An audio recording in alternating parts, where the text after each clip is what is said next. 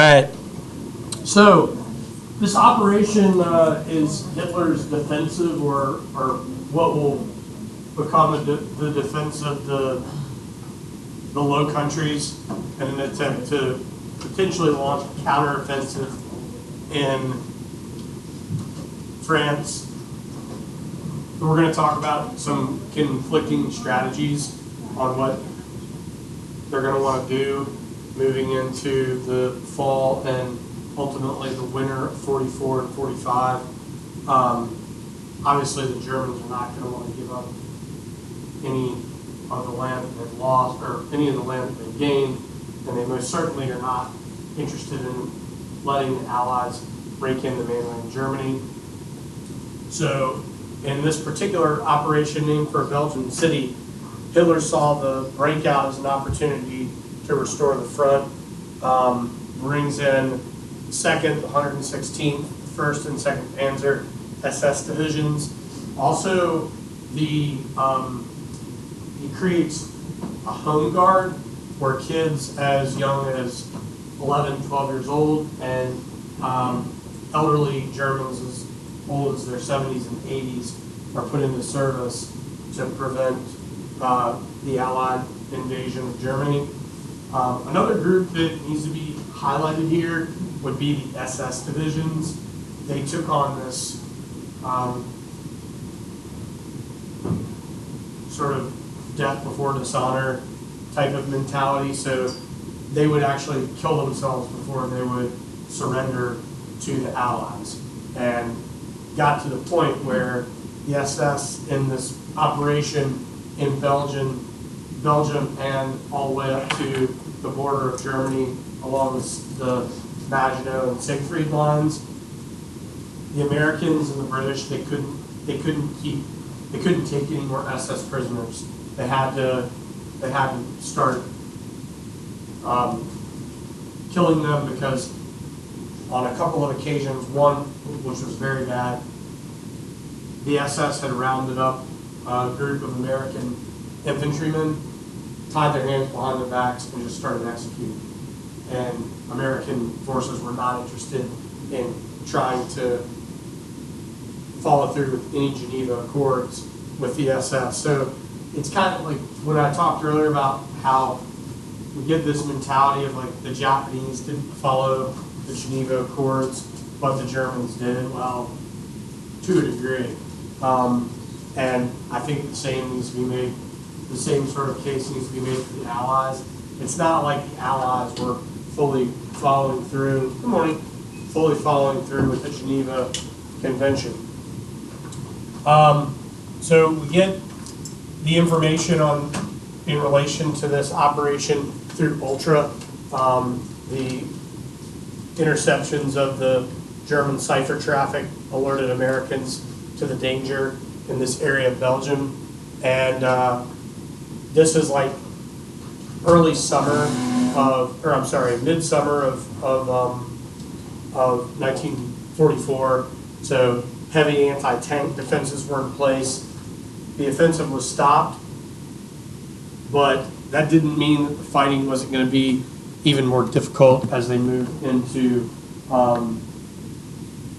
toward the Maginot and Siegfried lines. So Alan Turing and members of the British government and the Cipher School, the GC and CS at Bletchley Park, England, were the code-breaking team behind the Enigma machine that decoded the German Ultra code, giving the Allies access to German military plans during World War II. There's another group that needs to be recognized for this taking place, and that's British commandos.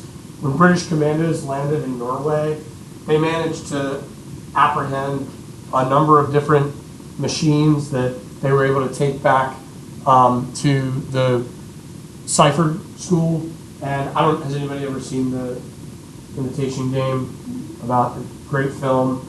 That was one thing I was a little frustrated about. They didn't talk much about that in the film, and they should have, because if not for those commandos, it would have probably taken them quite a while longer to break the code, because one of the reasons that the code was able to be broken is because they were able to find find these machines that were still intact in Norway. There's also another very interesting discovery that takes place. I don't know if you guys have ever heard about this. This is in 43 in the Battle of the Atlantic. The American Navy manages to take an entire an entire German submarine. You ever heard about this? That submarine's actually in Chicago now on display. But America took the submarine and provided an unbelievable amount of intelligence for Turing's team and the OSS. And that German submarine crew was held prisoner in the United States even after the war. They weren't released until well after World War II had ended. Their families couldn't believe it when they returned. And Carrie and I are going on a trip to Chicago this summer, and I'm looking to go visit that submarine. That it's like one of the only German submarines that was captured, because most of the time if a crew went down, they would scuttle their subs by blowing them up before they closed the hatch on them. All right, so this American plan, British, Free French, Allied Operation Cobra, launched after Normandy, July 25th. Obviously, this is the advancement on mainland Germany, but there's a little bit of conflict because the Low Countries are still in German hands, and this is going to lead to sort of something that Eric pointed out earlier. It's going to lead to a little conflict in how different commanders want to approach the advancement on Germany. Two of those individuals Eric brought up would be Patton and Montgomery. Patton, obviously, he's going to be commander of this new Third Army, and he's the tank commander that wants to move forward, move around Maginot, hit the Siegfried Line, bust through the Dragon's Teeth, and charge on to mainland Germany. Whereas Montgomery's a little bit more apprehensive, thinks that the Rhine Valley might be the best approach. So that's going to lead to an operation known as Operation Market Garden. This is a plan with the British 6th, the American 101st, and the American 82nd. Those are the airborne units. They're going to drop into Belgium, and the goal is to move through Belgium quickly and to take the Rhine River. And it's actually not going to really work out as well as they had anticipated. Another conflict in preparation for Operation Market Garden is Paris. Bless you. This actually might be a reason why there is no statue. I always say there should be there's two American statues in Paris, Ben Franklin and George Washington. I believe there should be another, and that's Dwight D. Eisenhower. And the chances are the reason that he does not have a statue in Paris is because he thought Paris was useless moving forward. Obviously not a useless city in terms of antiquity and history, but strategically he didn't feel like Paris was worth it.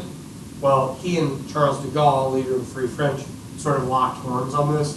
De Gaulle wanted to take Paris back, not just for the symbolism, but the Free French resistance was obviously pinned in, and they wanted to be able to assist the Free French resistance movement. Furthermore, they were fearful that communists would move into Paris and potentially take control of Paris ahead of the Free French. So they're going to settle on this this plan to take the city. De Gaulle obviously wants to liberate Paris, and Eisenhower ordered the liberation of Paris and the advance of Paris on August 22nd. The liberation of Paris was sort of the final chapter of the Battle of France, aka Operation Cobra. Allied armies would now advance on Germany, and the outcome of the war in Europe was no longer in doubt. However, Hitler is not going to give this up easily by any means.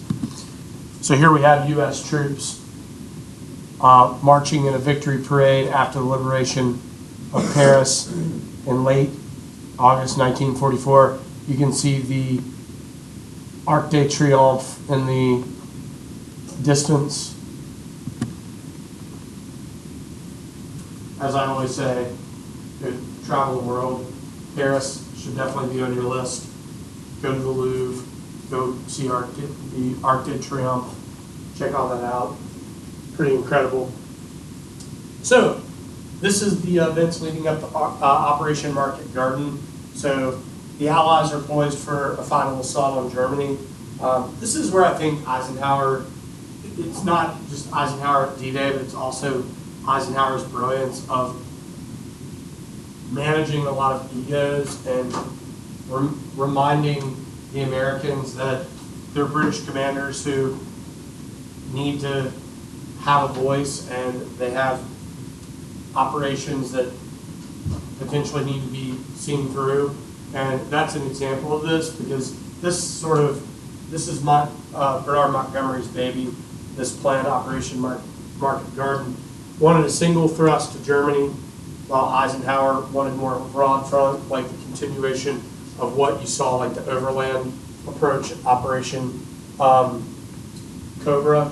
Do keep in mind, the ground forces advance on Germany, but without aerial support, they're not going to be able to take Germany. So there's kind of a, I don't know, obviously the infantryman takes slugs forward and moves with the support of artillery and cavalry, and you can't do that though without air bombardment. So the air bombardment is continuing on during this period of time. German cities, especially the industrial cities, are being completely leveled. But that doesn't mean the Germans are giving up that territory on the border of Germany and Nazi-occupied territory in Western Europe. The Allies were a little too confident coming into this operation. This is really a lack of intelligence. There are two operations around this era that historians argue are some of the most severe lack of intelligence. In the Pacific, it would be Peleliu, and in Europe, it would be the Rhine Valley. They didn't realize how fortified the Rhine and the bridges along the Rhine were. I'm sure you've probably heard of the book and the film, A Bridge Too Far. That's in relation to Operation Market Garden, to try to take the Rhine Valley. Keep in mind, the Allies were running out of supply. The U.S. couldn't really provide more troops due to fighting in the Pacific. In fact, this is where we see volunteer African-American units come into the picture. We have the Japanese-American Nisei, 442nd. They fought in Italy and in Europe. But the African-American tank divisions, African-American infantry divisions, they're going to be serving in this particular campaign to try to move into mainland Germany. So this is 101st Airborne prior to Operation Market Garden. So Operation Market Garden is launched September 17th to 25th, 1944. Montgomery planned to jump the Rhine in Holland. The goals of the plan: airborne and ground attack into Holland, outflank the Siegfried line, that's that line of defensive pillboxes and tank defenses along the border of the Low Countries in Germany. The Dragon's Teeth, let's explain what the Dragon's Teeth were. Basically, they're like reinforced concrete structures about the size of each chair, lined up to prevent tanks from moving through. The goal: outflank northern fortifications on the west wall, threaten the German B-1, B-2 rocket launching sites in Holland. The goal here was to destroy these rockets. And I'm sure you've got something to point out about the rockets, and I want to hear it because you probably know a lot more about them than I It's do. not about the rockets. Yeah. But I was just wondering, at this point, it's getting pretty clear that Germany has their back against the wall. So why weren't there any German generals that tried to come to negotiate? Well, there was an idea for peace, and we'll actually hit on this when we get to the Battle of the Bulge. And Hitler absolutely shut it down. Like, they've been talking in circles. And that really is what leads to Valkyrie, the failed plan to one of many to assassinate him. And that's what ultimately leads to Rommel's death, because Rommel was part of Valkyrie, and they basically give Rommel an ultimatum, like, you're going to have a tribunal or you just commit suicide, and we'll give you a military burial, and you'll be honored. And that's ultimately what Rommel does. Right before he got in, Hitler's so committed to preventing the Allied invasion of Germany that it's called like the again, sorry German students, the Volkssturm. Am I saying that right? You mean Volkssturm? Does that mean like storm? Yep. It's the Volkssturm. It's called the Home Guard, or it's called the Volkssturm, but it's the Home Guard, ages like 10, 11, 12 years old to 70 or 80 years old, take up arms. So. The Volkssturm, so it's People's Guard. The People's Guard. Yeah, and also, like, I think, when you're at this point in the late 44, a lot of the German technologies are first coming out, like the David Tusis, or the Messerschmitt Tusis, jet plane, and then the Messerschmitt 162, the first rocket plane, and they also have the C2 rocket, and the Air 44, the first assault rifle. And so, like, at a lot of these technologies, if they had them earlier in the war, they would prevent. Oh, I agree. Yeah. In fact, talking about the V1 and the V2, so they're launching these rockets that are just hitting randomly throughout Great Britain, and they figure out the best, and this was actually just sort of a trial and error thing, they figured out the best way the anti-aircraft guns were not accurate enough to hit them, because by the time you heard them or caught them in sight, it was too late. So if you had a close range gun or a long range gun, they were hitting like one out of every maybe 10 or 20. So what they would do is, if they caught them, they would have like reconnaissance planes, and then they would take like Wildcat, or you ready to? Oh yeah, you're good. They would take like a Wildcat or like a really fast Allied plane, and they would just chase them down and come up to the side of them and take the wing of the plane and hit the side of the rocket and spin them out of control, and then just hit the ground or hit the ocean. So that became the most effective. But you could imagine, like, that's a lot of flight hours, right? You've just got constant. So then they said, well, the best way to actually stop them is to send out recon, find out where all these launch sites are, and then just move in and blow the launch sites up and destroy them. So that became the goal for the V1 and V2. The V1 and V2 were, I mean, it was like a flying landmine, you know, and that's where, in the story of World War II, there's some really good civilian accounts. It's actually really sad civilian accounts of talking about the fear of landmines and the fear of the V1 and V2 were just horrible, because you just didn't know, you never knew when it was going to happen. Speaking of landmines, in this particular operation, as it moves into the border, so this operation does not work out too well. But as they move farther into Germany, on Christmas of 1944, a woman found a landmine in her yard, and she went to a soldier and said, this was in Belgium, said, look, would you mind moving this landmine out so my kids can play on Christmas? And an American soldier went over to move the landmine, and he blew up on the yard on Christmas Day. So again, that's just how brutal. Like, we can't make the Japanese, you know, it's like, oh, the Japanese, like I said earlier, oh, the Japanese didn't follow Geneva Accords. Well, remember, the Germans were setting up landmines in people's yards in 1944, right? Knowing, as Andrew put it, that the war's over. Their back's against the wall. And yeah, any time there's a discussion about peace led to that person's death, or, you know, even though the generals knew it was over, it wasn't, peace was not gonna work. So the goal for Market Garden: drop into Belgium, take Belgium, and cross the Rhine. Now, there is some success here. The Allies do successfully take Belgium back, and they will reunite with the Belgian people, but this is brutal. This is street to street, house to house, and the 101st, 82nd, and the 6th, also the Polish paratroopers were on this mission as well.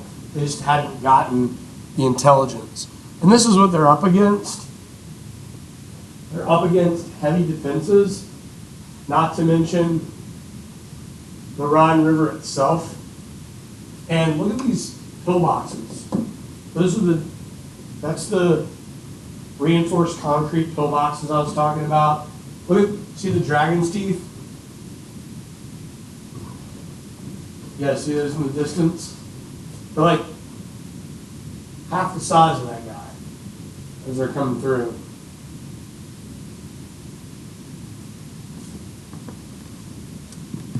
That right there is, I think that's a V2 right there.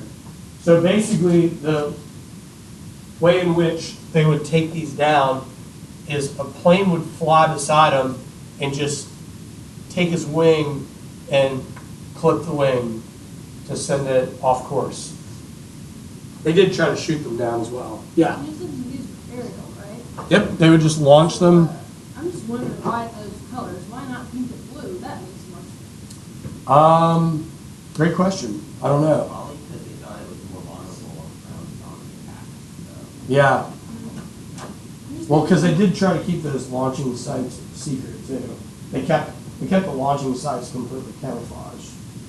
I was just kind of thinking, if you're shooting an aerial weapon and it's coming out of the sky, Right. you'd think it would match the sky. Yeah, I think Andrew brings up a good point. They're probably just trying to keep them camouflaged on the ground. Well, dang, Robin, come at me. All right, so the failure of Operation Market Garden, Allies had to cross numerous rivers and canals. They're told the enemy was unprepared and largely made up of young and elderly German soldiers in the Volkssturm. But the Allies had to seize bridges under massive assaults, Panzer divisions, SS divisions. It was brutal fighting all the way through. And we're going to actually check out Operation Market Garden in the series Band of Brothers. Slow progress for the Allies, bogged down U.S. forces under Patton, his Third Army, major logistical problems getting supply and resources to the soldiers. The Allies did not cross the Rhine in 1944 and would be faced with a major German offensive in the winter of 1944-45, and that is known as the Battle of the Bulge. So this is where the 101st and other American soldiers are surrounded and dug in, and that's going to be our next lesson we're going to hit next class. So Operation Market Garden will be checked on the Rhine, but one part of the success is that the Allies have now taken control of Belgium. All right, so what I would like to do